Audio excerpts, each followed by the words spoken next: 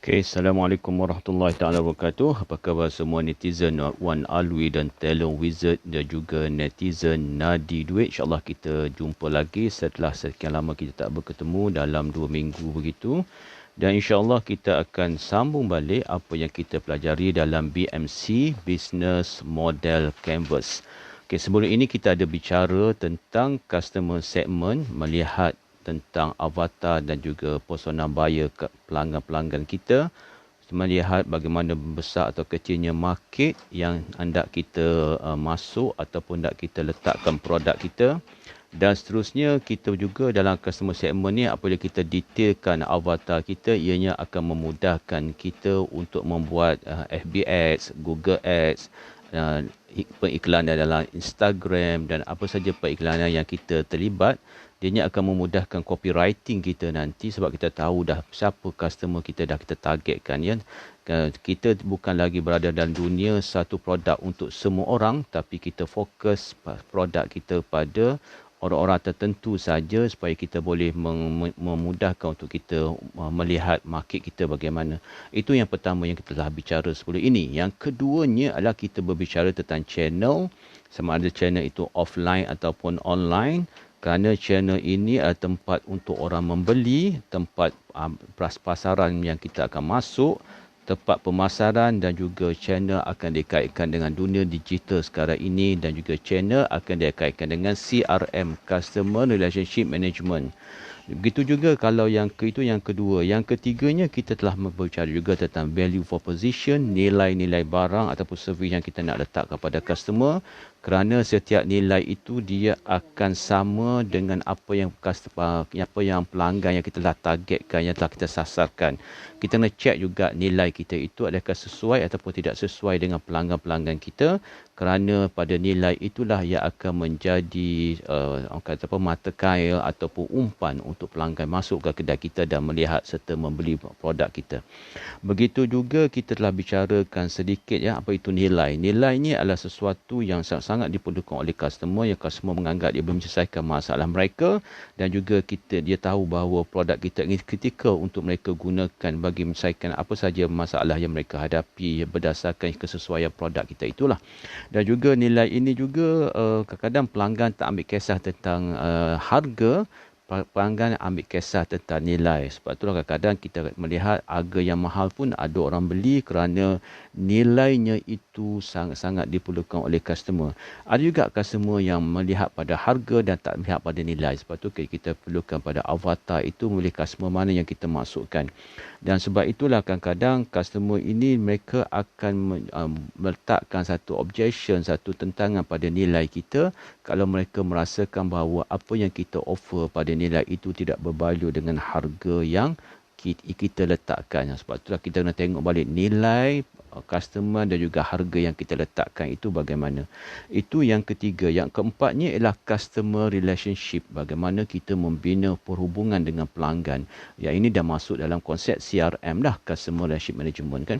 Dalam Customer Relationship Management ini bukan saja kita menyediakan servis untuk pelanggan kita selepas sale dan sebelum sale, ketika sale berlaku, tetapi juga kita menyediakan satu analisis tentang keadaan pelanggan kita, keadaan produk kita, keadaan channel kita dan juga keadaan nilai yang kita persembahkan, yang kita berikan pada pelanggan. Kalau itulah di dalam customer relationship ini mereka meletakkan konsep bahawa mesti customer bermain dengan emosi, customer mesti gembira dengan apa yang kita berikan pada mereka. Sebab itulah dalam konsep customer relationship ini telah masuk dalam dunia digital sebab dia mengambil masa yang begitu banyak jugalah untuk kita membuat analisis penilaian kepada customer-customer kita kan. Sebab tu sekarang dah ada sistem yang akan uruskan, yang kita hanya memantau sistem saja. Itu yang berkaitan dengan keempat. Sekarang kita masuk yang kelima kan. Yang kelimanya berkaitan dengan revenue stream. Dia akan berkaitan dengan yang keenam. Keenam itu adalah cost structure. Okey, revenue stream dan cost structure ni dia berkait rapat. Dalam revenue stream, dalam pendapatan ataupun aliran saluran pendapatan kita, dia juga akan melihat pada saluran yang berkaitan dengan structure. Di akhir perniagaan kita mahu, tentulah kita mahu profit. Dan juga dalam perniagaan kita memerlukan minyak untuk merasakan enjin perniagaan kita yang kita namakan sebagai cash flow kan, aliran tunai. Dalam aliran tunai ini, dianya bermaksud bahawa kita kena memantau duit yang betul-betul masuk dan duit yang betul-betul keluar. Ada kalanya kita membuat jualan tapi duit tu tak masuk lagi. Mungkin sebab kita bagi kredit pada pelanggan kita kan. Ataupun dia ada sebab sistem. Contohnya kalau kita menjual dalam Shopee dan Lazada, selagi mana produk itu tak sampai pada pelanggan dan pelanggan tak klik bahawa produk itu sampai, Shopee tidak akan ataupun Lazada tidak akan masukkan pembelian pelanggan itu pada kita. Mana duit itu disimpan dulu dalam Shopee dan Lazada sehinggalah pada tarikh yang dah ditentukan. Kalau customer tak klik, dia akan tengok bahawa produk tu dah sampai pada tarikh yang dah janjikan itu, barulah dia masuk. Itu maknanya dia ada tempoh dia, mungkin seminggu, mungkin 2 minggu kan. Itu maknanya cash flow tu duit jualan dah buat tapi duit belum masuk. Jadi dalam nilai cash flow kita masih lagi belum ada duit yang masuk lah. Dia berbeza dengan profit and loss kan. Kalau profit and loss tu jualan tu sama ada dia dah masuk tak masuk dia kira sebagai jualan. Tapi dalam cash flow tak, dia kira duit yang masuk dan duit yang keluar lah. Itu cash flow. Dalam revenue stream ni kita nak tengok juga konsep margin kan, sebab kita nak untung kan. Dalam margin ini, permainan margin, game margin ni kan, kalau kita duduk bersama dengan guru-guru bahagian bisnes, kita akan faham bahawa margin ini dia ada banyak strategi dia. Ada margin yang nipis tapi kita mempunyai strategi kerana kita nak orang masuk ke kedai kita. Kita meletakkan beberapa barang kita margin yang nipis. Kalau ada margin yang tebal, sebab apa? Dia produk yang premium dan produk ini produk di penghujungnya customer beli sebab bukan lagi tengok pada harga, customer beli sebab dia trust pada kita, trust pada produk kita dan trust pada apa yang kita ceritakan. Sebab tu dia kata dalam margin ni, margin yang kecil tetapi cash flow yang tinggi, yang cantik masuk adalah satu yang bagus. Margin yang kecil, cash flow, duit yang masuk dalam syarikat tu rendah. Itu kan boleh elakkan lah. Tapi kata margin yang besar, tapi duit yang masuk dalam syarikat itu kan, pembelian dan duit cepat masuk itu biasa dia akan okey. Sebab apa? Syarikat akan boleh run. Yang paling penting yang syarikat kita boleh run dan boleh buat operasi seperti biasa lah. Mana tak ada yang tersekat-sekat. Walaupun zaman MCO ini zaman yang begitu menakutkan kita sebab kadang-kadang profitnya kita dapat ngangam. Cash flow pun masuk ngangam. Kadang-kadang kita terpaksa membuat adjustment dari sudut pembayaran dan sebagainya supaya kita nak menjaga konsep supaya bisnes kita sentiasa ada duit untuk kita boleh runkan bisnes. Sebab itulah dia kata dalam setiap margin ini kita kena allocatekan certain amount untuk disimpankan. Kita sebagaikan kita sebagai return earning untuk kita savingkan, kita masukkan pada benda lain. So, dan apa yang simpanan kita ini pula ada yang orang buat simpanan untuk growkan bisnes, simpanan untuk cash reserve kan, untuk simpanan duit betul-betul kalau menghadapi zaman kesusahan. Itu berdasarkan pada strategi yang kita buat. Nah, sebab itulah kadang-kadang ada orang dia takut bermain dengan harga kan, kadang dia takut pada persaingan. Kadang bermain harga ni ialah bermain pada harga yang kita tahu bahawa dia tidak akan letakkan kita dalam kerugian. Dia ada strategi-strategi dia kan, sebab kadang-kadang orang bermain di Shopee dan Lazada ni dia kena faham bahawa dunia Shopee Lazada adalah dunia bermain dengan promotion, dunia bermain dengan free shipping, penghantaran percuma, dunia bermain dengan vouchers, dunia bermain dengan kempen-kempen yang ditetapkan, tentulah bermain dengan diskaun. Sebab itulah dalam Shopee Lazada ni itu game dia. Jadi kalau kita nak masuk Shopee Lazada, kita sebagai ejen satu syarikat, lepas tu kita komen kat HQ marah pada ejen-ejen ataupun individu-individu yang menjual produk yang sama dengan kita di Shopee Lazada yang harganya tentulah lebih murah pada apa yang tertera di kotak, dan kita tak minta HQ supaya letakkan harga yang sama je masing-masing kan. Itu pun satu permainan yang macam tidak ada kreativiti kat situ. Sebab apa? Masing-masing dia tahu bahawa Syahimi, Assalamualaikum Syahimi. Selamat bersama. So kita sambung balik, maknanya dalam Shopee Lazada tu maknanya begitulah permainan dia, permainan promosi sebagainya kan. Jadi kalau kita nak rasa bahawa kita nak main dengan harga yang ada kat kotak tu dan kita tak suka orang lain bermain dengan harga tu dan kita komplain pada HQ, kena block lah orang sana, block lah orang sini, dia bermain dengan harga. Dia tak bermain dengan harga, dia bermain dengan promosi. Dia bermain dengan berkaitan dengan kempen, dia bermain dengan diskaun, dia bermain dengan vouchers kan. Tapi nampaklah harga tu kurang dari Shopee tu kan. Nampaklah harga, kalau harga tu RM30, mungkin kita nampak dia letak RM27. Bukan dia bermain harga letak RM7, tapi itulah promotion yang dia masuk. Kita pula jenis yang tak tahu nak masuk Shopee kan. Kita pula jenis Shopee letak aja, kita tak kisah tentang promotion yang Shopee offer. Kita tak kisah. Dan kita komplain kat HQ orang bermain harga. Bukan. Kita yang tidak faham game permainan dalam Shopee dan Lazada. Kalau kita faham, Dia akan menjadi satu keindahan dalam Shopee Lazada di mana customer ada banyak pilihan. Selagi mana harga tu tak kurang daripada, maknanya kita tak bagi diskaun yang melampau kan. Biasanya diskaun ni dia tak lari pada 20% saja daripada harga asal lah. Itu pun memang akan ditetapkan oleh syarikat-syarikat yang siapa terlibat dengan ejen, dengan dropship kan. Itu pun kalau lebih pada tu confirm orang tu akan rugi banyak. Melainkan dia ada strategi bahawa dia kurangkan sesetengah produk kerana dia nak orang masuk dulu untuk melihat produk lain. Mungkin dia ada strategi itu. Sebab itulah kalau kita bermain dengan revenue stream dan cost structure ni, apabila kita masuk dalam dunia digital, dunia Shopee Lazada, kita kena belajar apakah yang ada dalam Shopee Lazada, permainan-permainan mereka itu, supaya kita tahu dalam Shopee Lazada ni dia ada permainan dia. Setiap permainan itu dia ada avatar dia. Sebab tu kena faham balik customer segment. Dia ada avatar dia. Ada orang masuk Shopee dalam Lazada ni sebab mereka nak diskaun. Itu ada perangai macam tu. Jadi itu avatar dia. Ada avatar persona buyer ni, dia masuk Shopee Lazada sebab dia nak free shipping. Ada yang masuk Shopee Lazada sebab dia nak vouchers tu. Ada yang masuk Shopee Lazada sebab nak coin. Dia ada banyak coin, dia nak tukar coin kan. Dua-dua coin macam 22 sen kan. Dia nak tukar, dia nak harga murah. Sebab itulah siapa yang masuk Shopee Lazada sebagai seorang penjual, kita kena mindsetkan itu game dia. Dan kita follow je game itu dan kita belajar banyak dari situ tentang campaign. Nanti campaign itu dah biasa kita laksanakan.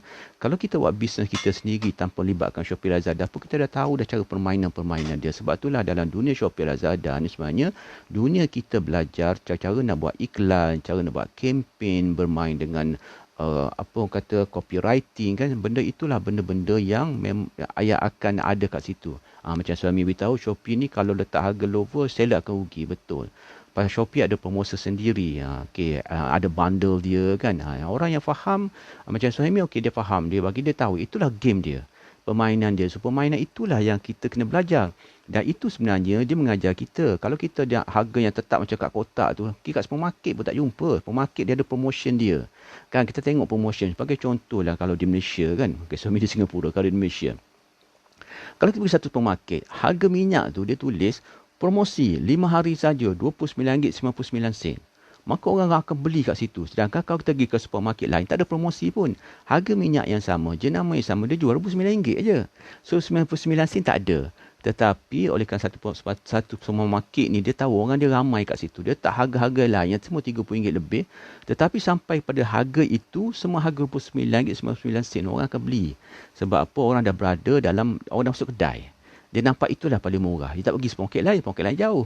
Tapi bagi orang yang suka pergi dua-tiga supermarket, dia tahu supermarket ni harga murah sebenarnya. Tak ada promosi pun, RM29. Itulah game, permainan. Dan tidak pula syarikat-syarikat yang menjual minyak itu kilang-kilang tetapkan harga. Harga dia mesti RM32. Siapa kurang akan ditolak, dia akan tak dibenarkan ambil barang. Itu gelak je kan. Itu sebab itu konsep-konsep dalam perniagaan. Sebab itulah kalau kita takut nak bersaing harga, jangan masuk Shopee Lazada. Itu memang perangai dia kat situ. Game permainan dia.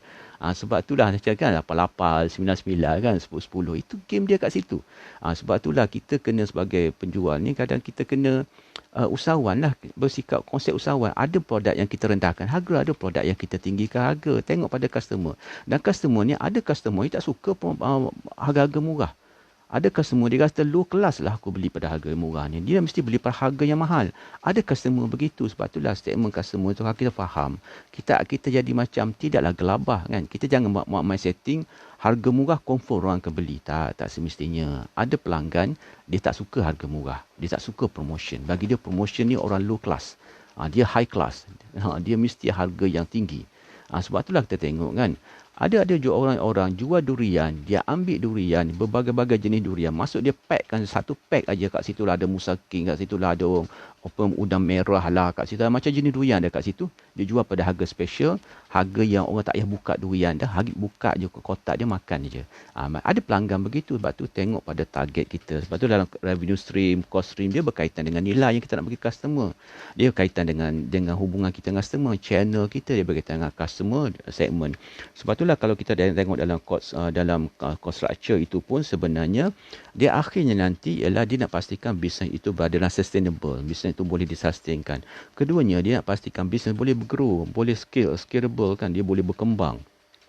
Dan juga akhirnya nak pastikan bahawa servis dan produk dia fit dengan market, kesesuaian dengan market, dia boleh terima dah harga dia, market dia boleh terima packaging dia, market boleh terima rasa produk dia, market boleh terima konsep produk dia. Sebab itulah kita melihat bahawa itulah dalam BMC ni dia mengajar kita begitu supaya kita lebih faham dunia perniagaan. Okey, insya-Allah kita jumpa lagi. Kita pada akan datang kita akan bercerita tentang key partners dan juga key resources dan juga key activity. Tiga anak kunci ini insya-Allah kita akan bincang, dan yang mudah-mudahan dia memberikan satu pengalaman dan juga satu ilmu buat kita supaya kita berkongsi-kongsi supaya kita sentiasa boleh memajukan diri kita lah. Sebab kita berada di MC kan, macam suami beritahu kan. Okey, dia kata share price Shopee dah melonjak tinggi. Memang best ni Shopee punya share price. Maknanya orang-orang yang terlibat dalam Shopee dan juga kadang orang-orang yang membeli saham-saham tu pun dia tahu kan keadaan macam mana kan. Okey, kalau nak clear stock, dia kata tengok masuklah kat situ kan. Okey, orang beli kedai kita. Maksudnya itu strategi saja dalam Shopee lah. Sebab tu Shopee ni dia banyak promosi. Bacalah satu-satu setiap promosi tu kan. Dia ada orang kata apa, macam kalau Lazada dia ada seller pick kan. Kalau Shopee dia ada certain promotion dia kan.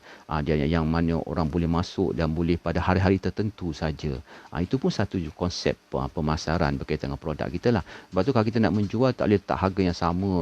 Customer akan boring juga. Sebab tu dia ada permainan dia kan. Kalau kita belajar dari syarikat yang besar, kita perasan mereka sikit bermain dengan harga, naik turun, mereka bermain dengan packaging kan, mereka bermain dengan rasa-rasa. Kalau produk makanan berubah-ubah rasa kan, kadang berubah-ubah bentuk.